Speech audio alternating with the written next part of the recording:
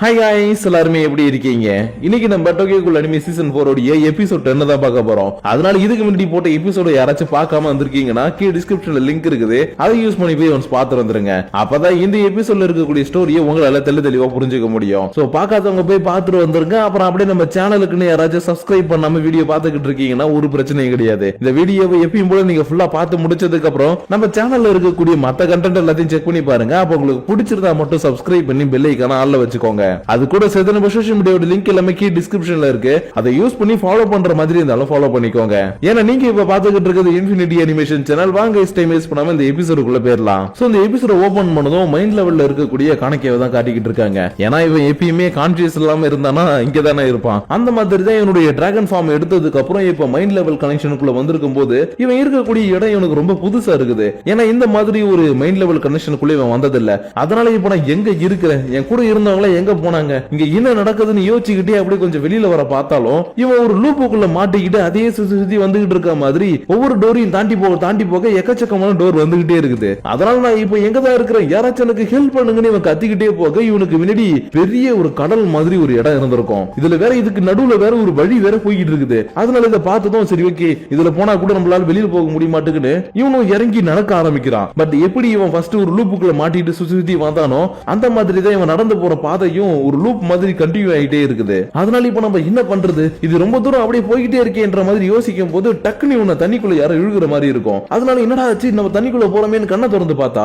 Blue கலர்ல இந்த தண்ணி ரெட் கலர்ல மாறி இருக்குது. அது மட்டும் இல்லாம இவனுக்கு முன்னாடி எக்கச்சக்க மக்கள் இறந்து போய் தண்ணியில மிதக்குறாங்க. ஆனா இவங்க யாரையுமே இவன் இது வரைக்கும் ஒரு தடவை கூட பார்த்தது இல்ல. அப்படி இருக்கும்போது இவங்கெல்லாம் யாரு, எதுக்காக இந்த இடத்துல இருக்காங்கன்ற மாதிரி யோசிச்சுட்டு இருக்கும் போதே என்னப்பா நீ தெரியாத மாதிரி நடிக்கிற, இதுக்கு காரணமே நீ தானே. இங்க பின்னாடி இவனுக்கு ரொம்பவே பழக்கப்பட்ட ஒரு குரல் கேக்குது. யாரான்னு திரும்பி பார்த்தா இந்த இடத்துல ரீசியா தான் நின்னுட்டு இருக்கா. ஆனா இவளை பார்த்துட்டு இவன் ஆச்சரியம் எல்லாம் படல. ஏன்னா அடிக்கடி இவ கூட மைண்ட் லெவல் கனெக்ஷன்ல பேசிக்கிட்டு தானே இருந்தான். அதனாலதான் இவளை பார்த்ததும் உண்மை சொல்லு, இங்க இருக்கிறவங்க யாரு, இங்க என்ன நடக்குது, நான் எப்படி இங்க வந்தேன்னு அடுக்கடுக்கா இவன் கேள்வி கேட்டுக்கிட்டே இருக்க இவன் உடனே இங்க பார்ப்பா கேள்வி எல்லாம் கேட்காத, உனக்கு என்ன நடந்துச்சுன்றத நானே காட்டுறேன்னு இவனுடைய கையை தொடவும் டிராகனா இவன் மாறினதுக்கு அப்புறம் பண்ண விஷயங்கள் எல்லாமே இவனுக்கு தெரிய வருது. ஆனா அந்த விஷயத்தை தெரிஞ்சுக்கிட்ட அடுத்த செகண்டே இவனால தாங்கிக்க முடியல. ஏன்னா தண்ணிக்குள்ள பார்த்த அந்த மக்கள் இருக்காங்க இல்லையா, அவங்க எல்லாரையும் கொன்னதே இவன் தான், அதுவும் டிராகன் ஃபார்ம்ல இருக்கும்போது. அதனாலதான் நான் பாதுகாக்கணும்னு நினைச்ச எல்லாரையுமே நான் கொண்டுகிட்டு தான் இருக்கிறேன். நான் ஏன் தான் இப்படி இருக்கிறேன்னு எனக்கே தெரியலன்னு பல நாளா இந்த மைண்ட் லெவல் கனெக்ஷனுக்குள்ளே இருந்துகிட்டு தான் பண்ணதை நினைச்சு ரொம்பவே கஷ்டப்பட்டுக்கிட்டு இருப்பான். ஆனா இது எல்லாத்தையும் பக்கத்துல உட்காந்து பாக்குறிய செவ்வாழ உனக்கு ஏதாவது புத்திமதி சொல்லன்ற மாதிரி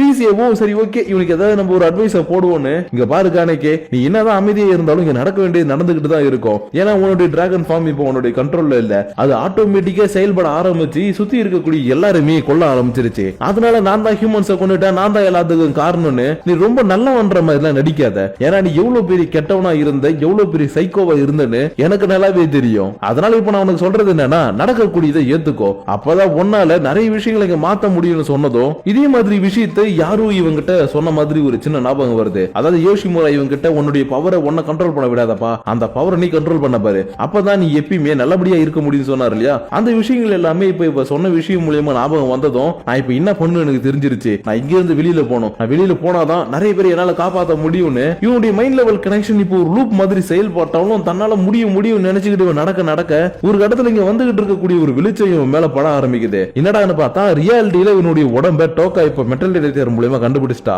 அதனால உன கண்டுபிடிச்சு இவன் சந்தோஷத்தோட இந்த டிராகனுடைய உடம்ப தோண்டி இவனை வெளியில எடுத்து அடுத்த செகண்டே இவன் ஹாஸ்பிட்டலுக்கு கூட்டிட்டு போயிட்டு அப்சர்வேஷன்ல வச்சுட்டாங்க. ஏன்னா என்னதான் காணிக்கவே டிராகனுடைய உடம்புக்குள்ள இருந்து வெளியில எடுத்திருந்தாலும் இன்னமும் இவன் கான்சியஸுக்கு வரவே இல்ல. அது மட்டும் இல்லாம அந்த சைடுல இருக்கக்கூடிய டிராகனும் சாகவும் இல்ல, அது இன்னும் உயிரோட தான் இருக்குது. அதனாலதான் காணிக்கை கண்ணு முழிக்கிற வரைக்கும் அப்சர்வேஷன்ல இருக்கட்டும் சொல்லிட்டு மத்த சிசிடிவி மெம்பர்ஸ் அப்புறம் கோல்ஸ் எல்லாம் இருக்காங்க இல்லையா, அவங்க எல்லாரும் இன்னைக்கு ஈவினிங் வெளியில வந்து ஏதாச்சும் பிரச்சனை நடக்குதான்றத ரவுண்ட்ஸ் வந்து செக் பண்ணிட்டு இருக்காங்க. ஏன்னா டிராகன் தான் இன்னும் அடியில இல்லையா, அதனால இது மூலமா ஏதாச்சும் பிரச்சனை வந்துற போதுன்னு இவங்க எல்லாருமே ரவுண்ட்ஸ் வந்துகிட்டு இருக்க இவரு டோரை முடிச்சுக்கிட்ட இங்க பாருப்பா நம்ம காணிக்கையவே கண்டுபிடிச்சிட்டாங்க, சாரி ஐசேவை கண்டுபிடிச்சிட்டாங்க, அதனால நீனும் ஒரு தடவை போய் பாத்துட்டு வந்துருன்ற மாதிரி சொல்லும் போது இல்ல என்னால முடியாதுன்னு ஒரே வார்த்தையா முடிச்சுட்டா. ஏன்னா இவ பண்ண தப்பால தானே காணிக்கை இன்னைக்கு ஒரு டிராகனாவே மாறினா. சோ அதனாலதான் என்னால அவனை போய் பார்க்க முடியாதுன்னு இவ கொஞ்சம் வருத்தத்தோட பேசவும் இவரையும் உடனே இங்க பாருப்பா இந்த மலனி பேசிக்கிட்டு இருக்காத, அவன் நம்ம எல்லாரையும் தன்னுடைய சொந்த ஃபேமிலி மாதிரி தான் பார்த்தான். அதனால நீ பண்ண ஒரு சின்ன தப்புக்காக அவன் அவனை வெறுத்துருவான்ல நினைக்காத. அதனால நீ அவனை போய் பார்க்கலனா கூட அவன் கண்ணு முடிச்சதுக்கு அப்புறம் கண்டிப்பா அவனை தேடி வந்து பேசுவான். ஏன்னா அந்த அளவுக்கு ஐசிஏவுக்கு நம்மளுடைய ஃபேமிலி ரொம்ப பிடிக்கும்னு நிறைய விஷயங்களை சொல்லி இவளை இந்த பக்கம் சமாதானப்படுத்திக்கிட்டு இருக்க.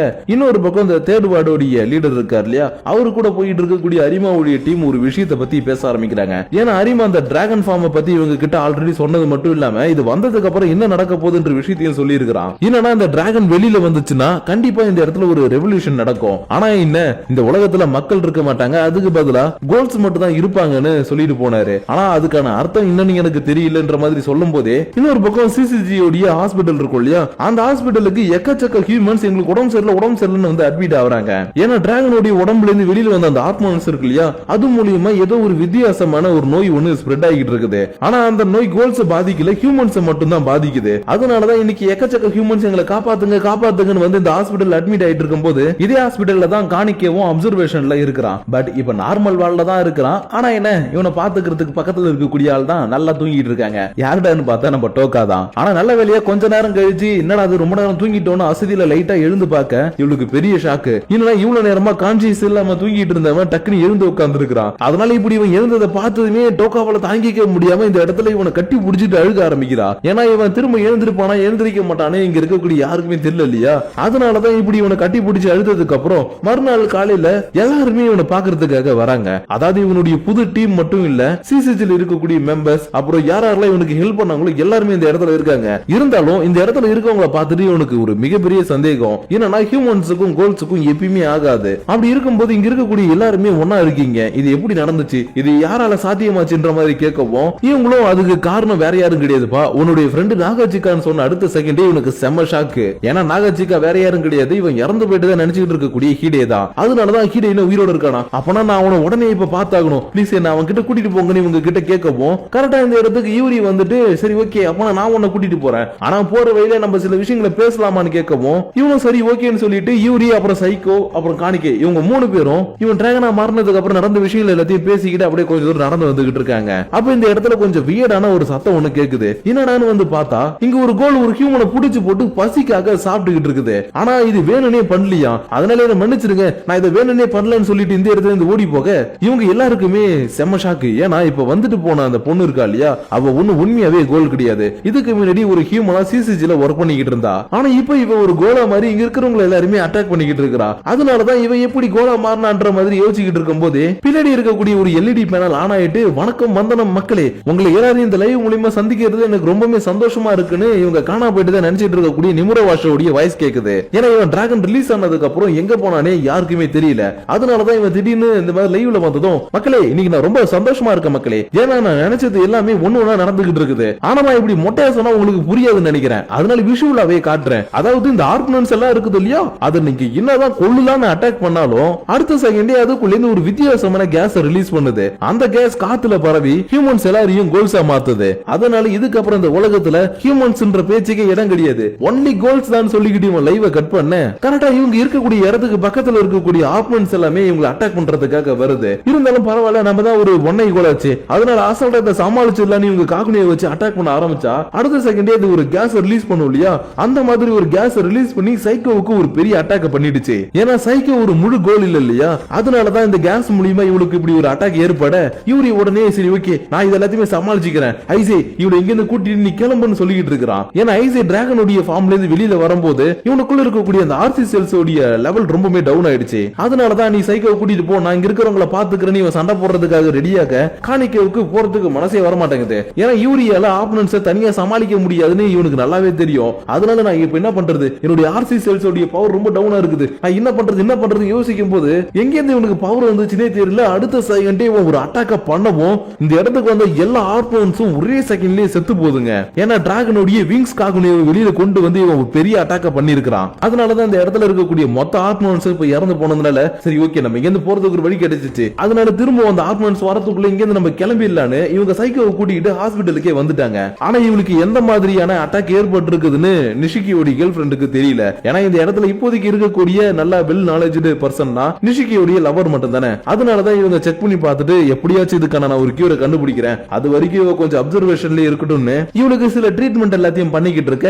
இன்னொரு பக்கம் காணிக்கேவை மீட் பண்றதுக்கு ஹீடேவே வந்துட்டான். ஏன்னா ஹீடேவுக்கு இவன் கண்ணு முடிச்சுட்டான்ற விஷயம் மதியத்துக்கு மேலதான் தெரிய வந்திருக்கும். அதனாலதான் இவனுக்கு இருக்கக்கூடிய முக்கியமான வேலை எல்லாத்தையுமே முடிச்சுட்டு இன்னைக்கு ஈவினிங் இவனை பார்க்க வந்த உடனே ஹீடே நீ உயிரோட தான் இருக்கிறன்றத இப்ப கூட என்னால நம்ப முடியலப்பா, ஆனா உன்னை பார்த்ததுல எனக்கு ரொம்ப சந்தோஷம். ஏன்னா என்னுடைய லைஃப்ல எனக்கு நீ யாருமே இல்லாத போது எனக்கு நீ மட்டும் தானே தான் இருந்த. அதனால நீ இந்த இடத்துல உயிரோட இருக்கிறது நினைக்கும் போது எனக்கு ரொம்ப சந்தோஷமா இருக்குது. ஆனா நீ உன்னுடைய முகத்துல இந்த மாஸ்க போட்டுக்கிட்டு இருக்கிறது எனக்கு அன்கம்ஃபர்டபுளா ஃபீல் ஆகுதுப்பா, ப்ளீஸ் அதனால அதை ரிமூவ் பண்ணன்ற மாதிரி கேட்கவும், அதெல்லாம் பண்ண மாட்டேன் இது எனக்கு ரொம்ப பிடிச்சிருக்கு, நான் எப்படி இருக்கேன்னு சொல்லவும், இல்லப்பா நான் என்ன பண்ணேன்னு எனக்கு நல்லாவே ஞாபகம் இருக்குது, அதனால எனக்காக ஒரே ஒரு தடவை இந்த மாஸ்க ரிமூவ் பண்ணணும்னு கேட்கவும் இவனும் சரி ஓகேன்ட்டு ரிமூவ் பண்ணிட்டான். ஆனா இதை பார்த்ததுமே இவனால தாங்கிக்க முடியல. ஏன்னா ஹீடியோடைய வாய் பகுதியிலிருந்து கீழே ஜஸ்ட் வரைக்கும் எந்த ஒரு பிளஷுமே இல்ல, அப்படியே பிச்சு எடுத்த மாதிரி இருக்குது. ஏன் சொல்ல போனோம்னா இதுக்கு காரணமே காணக்கே தான். அதனாலதான் இப்ப இவனுடைய இந்த முகத்தை பார்த்ததும் என்னால தாங்கிக்க முடியாம லைட்டா அழுதுட்டு என்ன மன்னிச்சிடுறா ஹீடே, என்னால தானே இந்த நிலைமை, அது மட்டும் இல்லாம உனக்கு ஏற்பட்ட மாதிரி தான் இந்த சிட்டிக்கு நான் ஒரு பெரிய ஆபத்தை கொண்டு வந்துட்டேன், அதனால நான் பண்ண எல்லா தப்பையும் நானே இதுக்கப்புறம் சரி பண்ண போறேன்ற மாதிரி இவன் சொல்லிக்கிட்டு இருக்கேன். அப்படியே இந்த இடத்துல இந்த எபிசோட முடிச்சிட்டாங்க. சோ கைஸ் நீங்க நம்ம பார்த்த இந்த எபிசோட் கண்டிப்பா உங்களுக்கு புரிஞ்சிருக்கும்னு நினைக்கிறேன். அப்படி இல்ல புரியலனா ஒரே ஒரு பகுதி தான், என்னன்னா